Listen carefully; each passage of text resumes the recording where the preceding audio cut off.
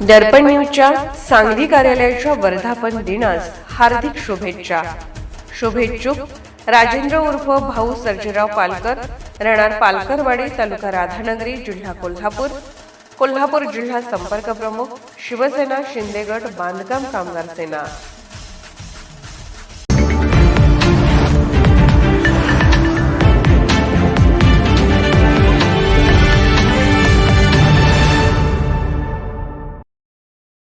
Radhanagari police ठाण्यातील कर्मचाऱ्यांनी जागतिक वन्य दिनाचे औचित्य साधत पर्यावरण संवर्धनाचा स्तुत्य उपक्रम राबवला.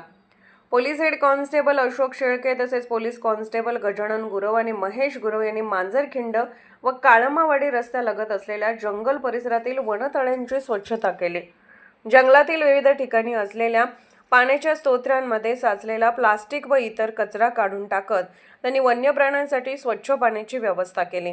उन्हाळ्याच्या पार्श्वभूमीवर पाण्याची टंचाई निर्माण होत असताना या स्वच्छता मोहिमेमुळे वन्य प्राण्यांची तहान भागण्यास मोठी मदत होणार आहे.